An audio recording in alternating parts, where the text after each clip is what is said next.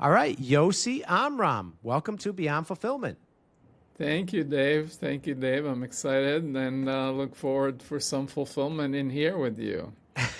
Yes, sir. We're looking forward to it as well. So, Yosi, we were just talking off camera about your crazy journey as an entrepreneur up until where you got to now. So, just to set the stage for our listeners, can you talk about your backstory and how you became an entrepreneur? Sure, sure. I'm glad you said, as we talked about, that it was a crazy story as opposed to me being crazy, although that's debatable. Yeah, I grew up in Israel, war-torn part of the world. And like all young men, I was drafted into the military there, a 3-year mandatory service. Fortunately, it was peaceful time, unlike the craziness going there now. But despite my pacifistic leanings and etc., I found myself having the fastest promotion record in the history of my regiment, even though I was kind of a science and math nerd. But while I excelled at the military, the command and control really chafed at my soul. So I resolved to someday to build an organization based on more humanistic values that support the unique growth of each individual in a community, in a team spirit environment. And that led me to come to the US, study engineering, business, and ultimately become a tech entrepreneur. And I had the good fortune of building this company and taking it public. And then one day, as I was trying to relax and get a full body massage while lying on the table, something happened. And no, it's not what you're thinking. But I was knocked into a spiritual awakening experience that many meditators spend years on. And all of a sudden I realized our interconnectedness and how everything is part of the oneness that we are. But that really blew a fuse in my mind and threw me into what a very ungrounded state, you might call it a manic state. And I wanted to drive my company faster than ever. And my board was like, hey, why don't you take a 3-week vacation and chill out? And I was like, no way. And they said, okay, well, we're putting you on a 3-month voluntary leave of absence, nothing voluntary about it. Long story short, I was pushed out of the company that I started. It was a big loss and a trauma because the company was my baby. But long story short, that led me to ask deep questions about, was this experience real? Was it delusional? Why was I so attached to the company? And that ultimately led me to go back to school and get a PhD in psychology, where I heard of the concept spiritual intelligence. And I was very aware of emotional intelligence. So I was like, is there a parallel here? So I did my doctoral research defining what spiritual intelligence is and how to measure it, and showed that leaders that have greater spiritual intelligence lead teams with greater morale, higher commitment, lower turnover in a way that complements emotional intelligence. And since then, it's been shown that such leaders also produce better financial results, and there are many other benefits to spiritual intelligence in terms of mental health, satisfaction with life, resilience, individual productivity, organizational productivity. And these days I'm researching and doing work with couples and how these same qualities of spiritual intelligence that support us as being great leaders, like integrity and humility and compassion and gratitude and presence, also make us better partners at home. So that's a long story. I can talk for much longer, but If you're still trying to hire locally for every role on your team, you're leaving serious money on the table. Ocean's Talent places AI-fluent executive operators. We're talking finance, marketing, operations, EAs, fully vetted, full-time, dedicated to your business. These aren't freelancers or shared resources. They're U.S. caliber talent at a fraction of the cost, and they hit the ground running. Over 600 companies trust them, and they back every match with a 3-month guarantee. Go to oceanstalent.com to find your perfect hire. I've already proven I'm crazy, so we'll stop there. Okay. No, I appreciate the context there, and there's a lot to unpack. So let's just go back. Let's go back. So you start this company, you come to the U.S. after growing up in Israel and doing your military service. Interestingly, you consider yourself pacifistic, but yet fastest promotion record in your regiment.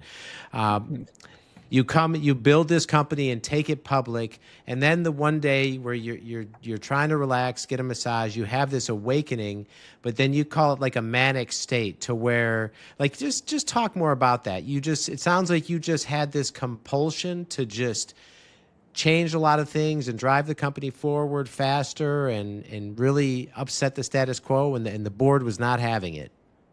Yeah, well, basically, my mind got open and I was getting these downloads of the future of the internet and where it was going. And I had all these insights in this open state about where the industry was going, all of which in hindsight kind of became true. But I became obsessed to wanting my company to be the company to realize those visions. So this was actually before Google and before Facebook and before a lot of the things that are happening now. And AI and personal agents, we were using personal agents in that company to help people cull the news and get a personal newspaper every day. Dave, you would get it originally on your fax machine. Anyway, we were in many ways ahead of our time, and I saw the future, and I was driving hard.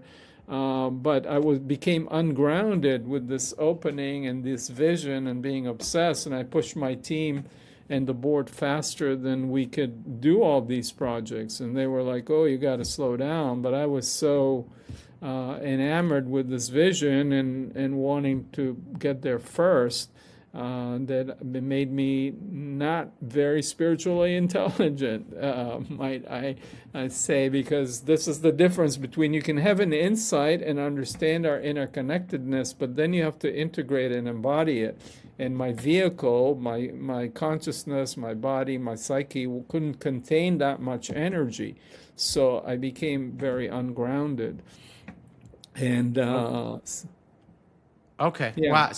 So when that happens, right, you have this experience, and like you said, you're receiving all these insights and these downloads and this energy, and too much to contain. You became ungrounded, unhinged, I guess we could say, right? Yeah, unhinged. Okay, yeah. And when you're put on that voluntary leave, and you realize, like, oh, I've literally just been pushed out of the company I started, right? What was that like?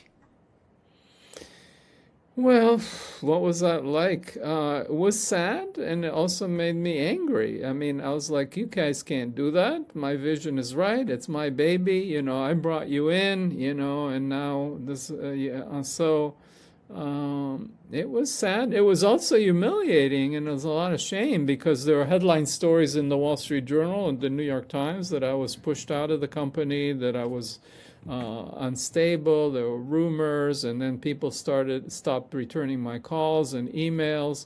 So I was kind of canceled. I went from the top of echelon of hot Silicon Valley company CEOs, invited into all the exclusive gatherings of CEOs, etc. All of a sudden, people weren't talking to me.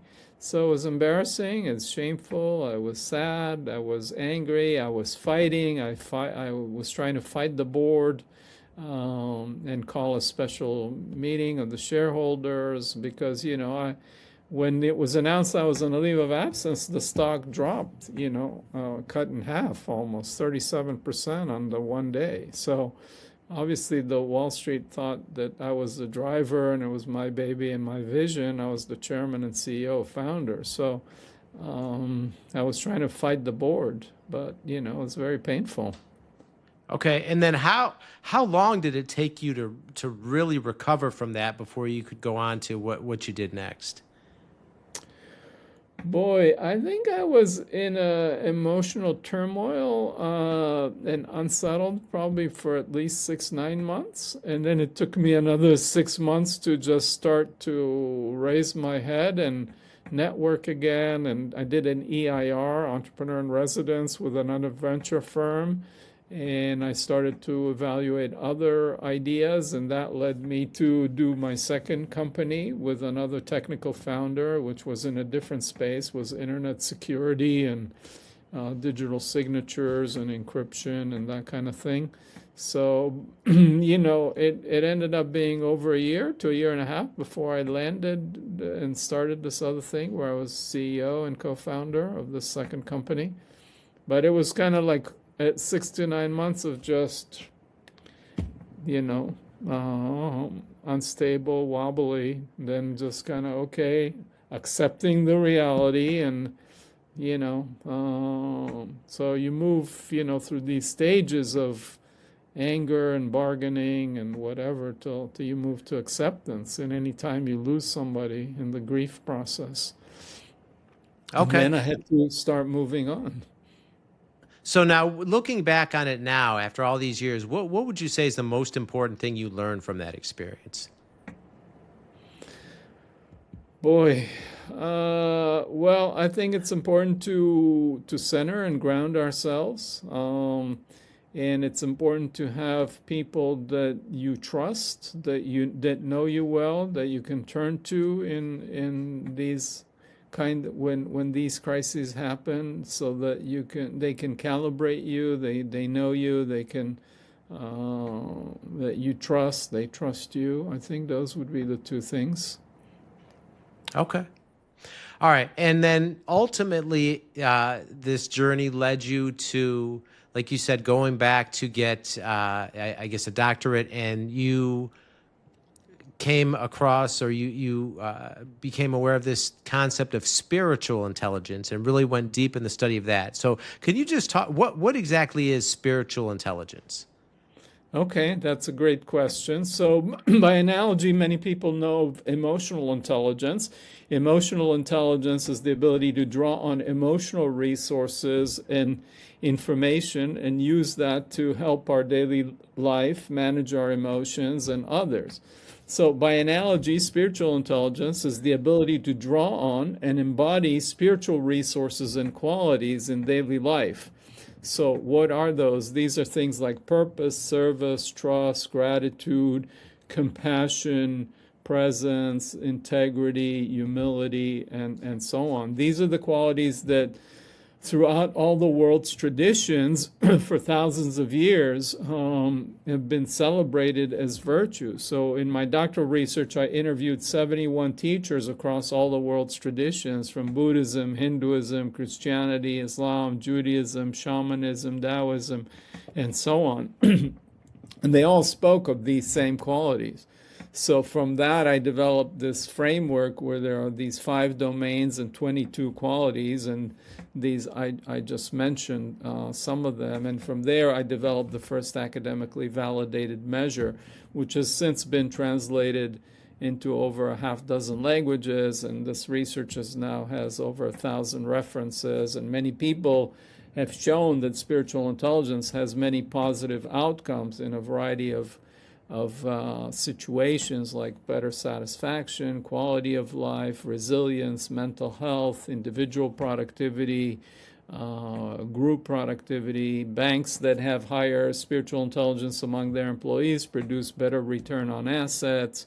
Leaders that have better spiritual intelligence produce better financial results for their business unit. So over the years since I finished my doctoral research over 15, almost 20 years ago, the field has grown a lot, and there's a lot that has been done by other researchers across the world in different countries and different languages, in English, in the US, everywhere. So it's quite exciting to see that. But it may take a while for it to get into the mainstream, just like emotional intelligence took time to get in the mainstream, because we used to think that emotion and intelligence and reason are in opposition. Likewise, now we have a dichotomy. The spiritual is kind of woo-woo, and then we have the practical. So when people hear the word spiritual, some people have kind of an allergic reaction. They associate it with religion, which it's really not. And you don't even have to be spiritual to be spiritually intelligent. It's kind of like the difference between being emotional and being emotionally intelligent. If I say, Dave, do you know people in your life that are emotional? That might not be the most compliment, They might be tearing up at every puppy commercial, and they're very prone to drama. But if someone is emotionally intelligent, that's a whole different thing. Now, someone could be spiritual, like they have a belief system. They believe in higher power or God or reincarnation of the soul, whatever their belief system. Or they can have a spiritual experience. You meditate and you enter samadhi or whatever, oneness. But, spiritual intelligence is not belief. It's not experience. It's how you embody these qualities in daily life. And these qualities have been talked about for thousands of years by many traditions.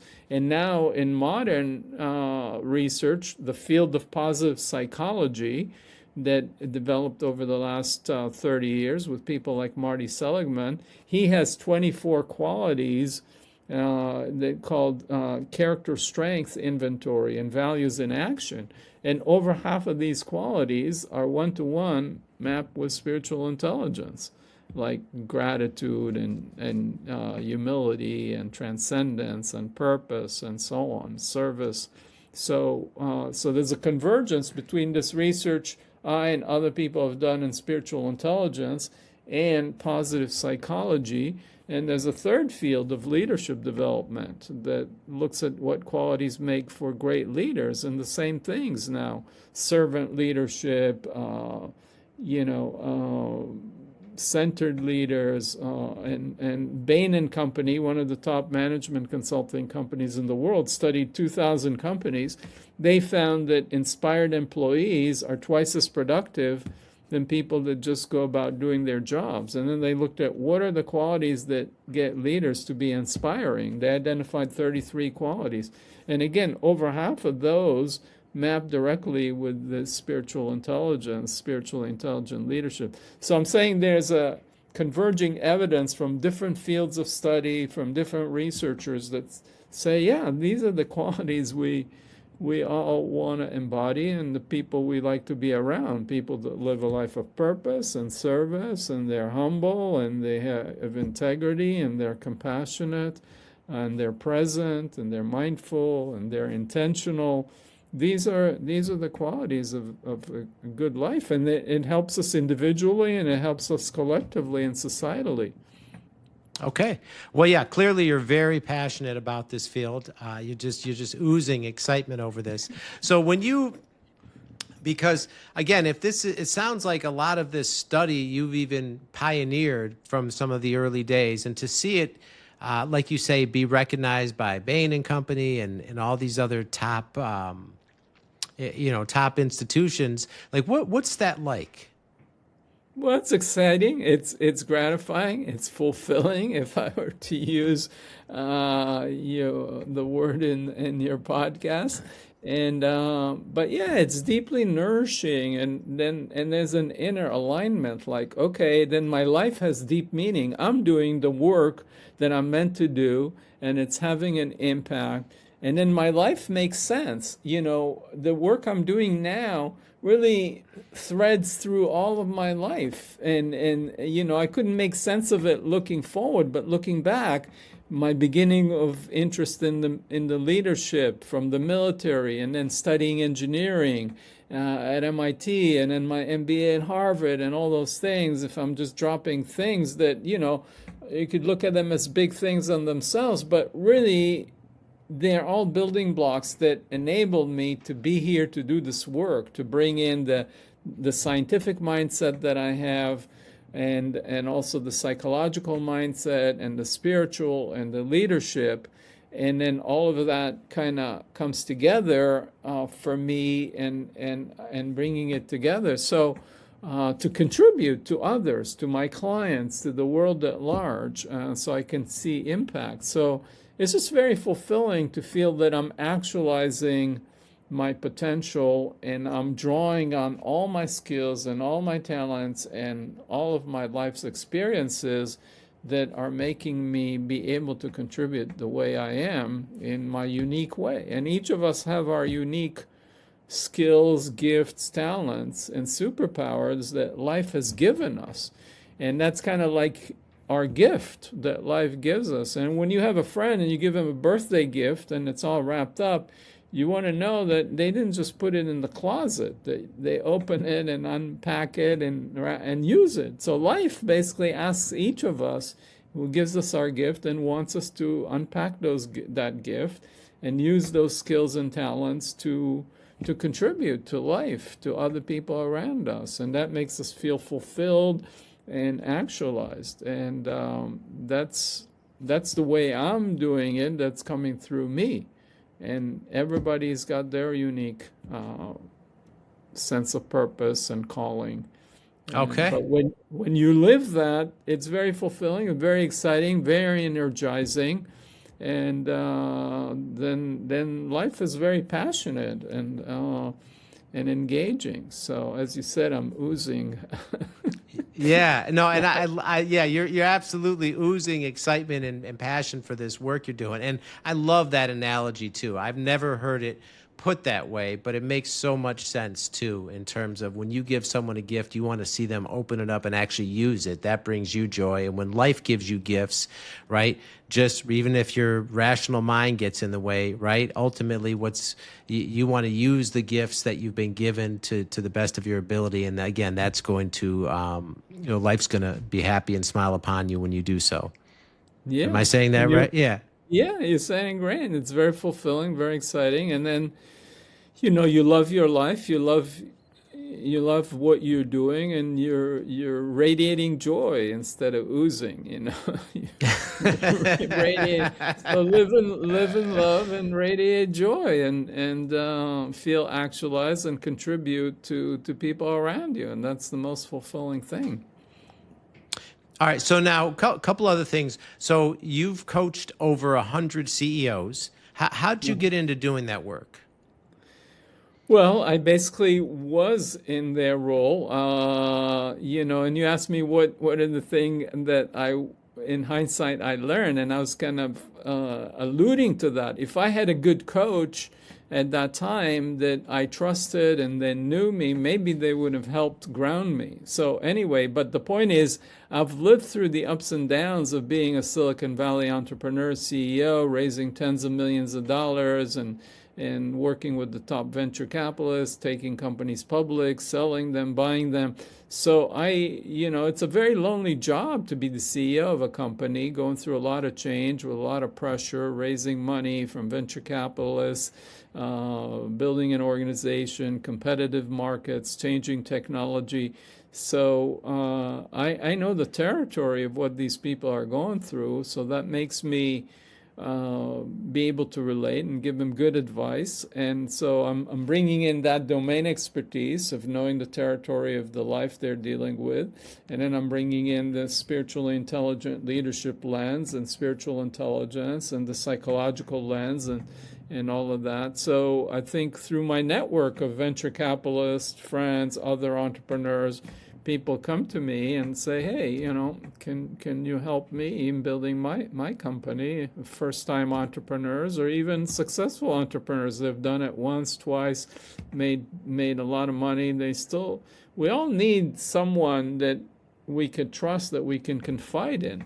As a CEO, it's a very lonely job. You have a board that's supposed to help you, but they're also your investors. They also can hire and fire you. They have a fiduciary duty. They determine your compensation package, etc. So you can't be completely transparent and vulnerable with them. And then same with your team. They're selling you and they're looking up to you. Now, it's important to have some vulnerability with each of them, but you're not going to be completely open. So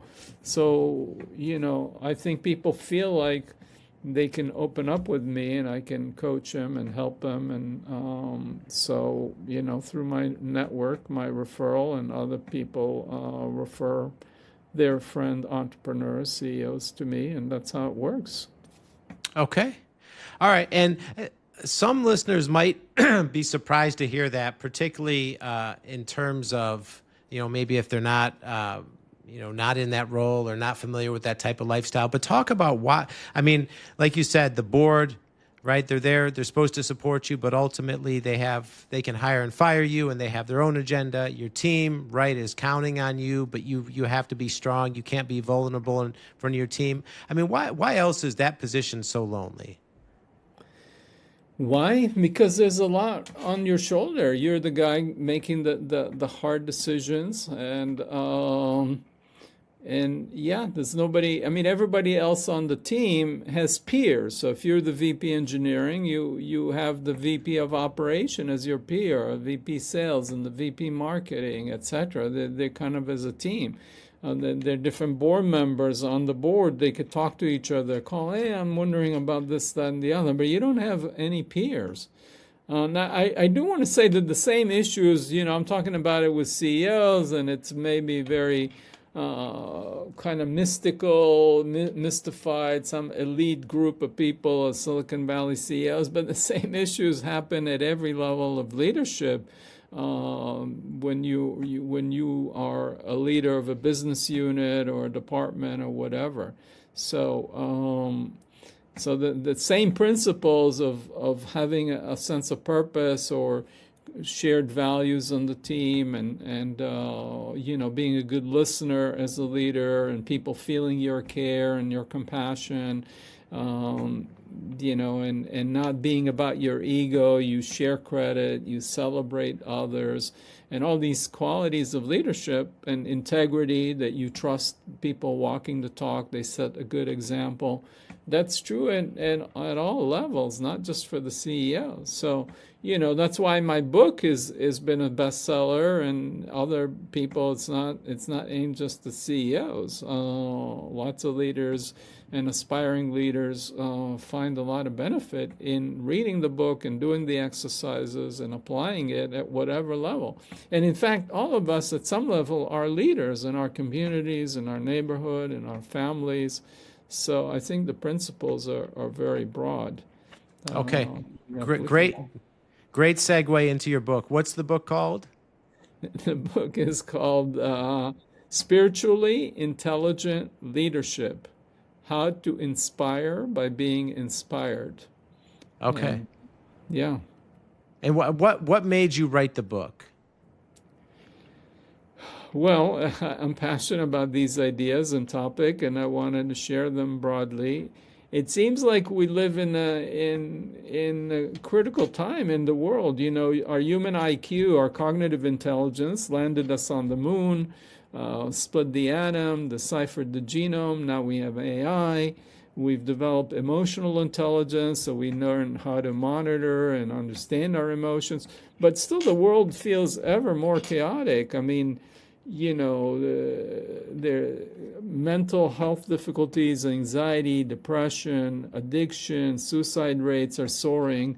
At the global level, there's political polarization, wars, environmental disaster. So the question is, how do we as a species, as humanity, what's the missing link here to move us forward? And we have to understand our interconnectedness, and we have to understand some of these principles of spiritual intelligent leadership, I think, for us as a collective to move forward. And that's at many levels, at the corporate level and nonprofits, and as well as broader societal level. So I feel that this is an important missing piece in what's happening in the world as we move forward. And it's gotten ever more clear. It wasn't so clear when I started writing the book. It took me 2-3 years to write it. And it got published 2.5 years ago. So 5 years ago wasn't as crazy as it is now. But it's only feel like, boy, we need to somehow shift our thinking and move beyond us and them mindset and all the problems that we're dealing with. Okay, Well said. All right. And Yosi, last question. So when you look back at your whole journey, how, you came here, became an entrepreneur, had radical success, then had your unhinged moment, got pushed out of your own company, rebuilt yourself, and then you came to know this field of spiritual intelligence, wrote this book, and you've been able to help so many people. Looking back on all of it, what's been the best part of it for you? Well, the growth that I've experienced, the ability to reinvent myself, from being an engineering to be a business person, to being a leader, to being an entrepreneur, to being a psychologist, to being a coach, to being I've had many hats, and I just continually have grown and reinvented myself. And so that's one big piece. And then the other big piece would be the human relations and the bonds I've created with colleagues, friends, clients. I mean, some of my clients have built billion-dollar businesses, and I've worked with them, weekly or every other week over 8-10 years as they've built those companies, sometimes one, sometimes two or three companies. So the depth of that relationship, and then seeing them grow and evolve and being part of that, is deeply fulfilling. So I think it's the personal growth I've experienced, the depth of the human connections that I have created, and being witness and supporting that growth in others, very meaningful and satisfying. Okay, love that. And Yosi, if people want to reach out and learn more about the work you do, potentially work with you, or get in touch for any other reason, what's the best way people can find you online? Well, my website is yosiamram.net, if you can remember how to spell my name. Otherwise, I have a nonprofit. It might be easier to remember. It's Awakening SI. SI stands for Spiritual Intelligence. So one word, awakeningsi.org. And I host free monthly events that focus on one of the qualities of spiritual intelligence that people could join and practice and learn and grow. So I think one of those two ways, and my book is certainly another way. And the book has my web address and all of that. So, all right. We will link all that in the show notes for everyone. Yosi, thank you so much for taking the time to be here and sharing all this incredible wisdom from your journey with our listeners. We greatly appreciate it. Thank you, Dave. It's been fun and exciting, and to share all this with you. And I appreciate your interest and the opportunity. All right. Thank you.